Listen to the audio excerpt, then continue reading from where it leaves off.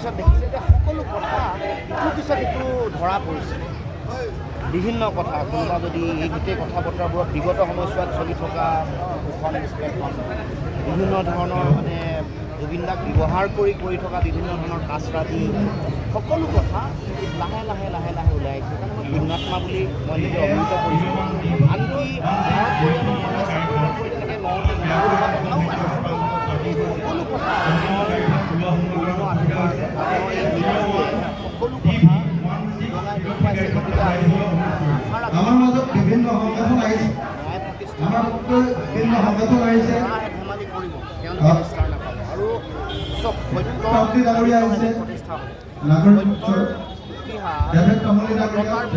সময়ে লিখে পৃথিৱীত এনেকুৱা কোনো শক্তি নাই সত্যক লুকুৱাই ৰাখিব পাৰিছে, কিন্তু অপচেষ্টা ষড়যন্ত্ৰ চলি আছে। প্ৰশ্ন হয় অত্যন্ত দৃষ্টিকটুভাৱে দেখা মহিমালিক সমদল উলিওৱাৰ কথা ঘোষণা কৰিছে।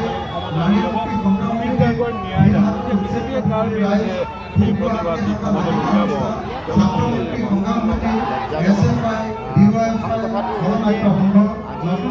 ৰজাঘৰে আকৌ মানে ন্যায় প্ৰতিষ্ঠাৰ কাৰণে ৰাজপথলৈ ওলাইছে।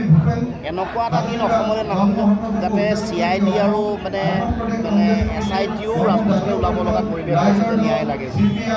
এইবোৰ নাটক বেছিদিন নচলিব। কোনো পক্ষে নাটক কৰি লাভ নাই, কোনো পক্ষ মই সকলোকে কৈছোঁ ৰজাঘৰ প্ৰজাঘৰ কোনেও নাটক কৰি লাভ নাই। দ্বিতীয় কথা কোনেও ৰাজনীতি নকৰিব।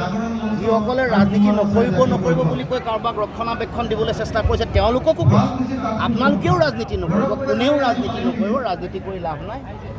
এই কথাত এই যিটো মানে সত্য প্ৰকৃত যিটো ন্যায় প্ৰতিষ্ঠাৰ যিটো যাত্ৰা ইয়াত এটা কথা এদিন জল পটকৈ মানুহৰ মাজত ধন্যবাদ জ্ঞাপন কৰিছোঁ।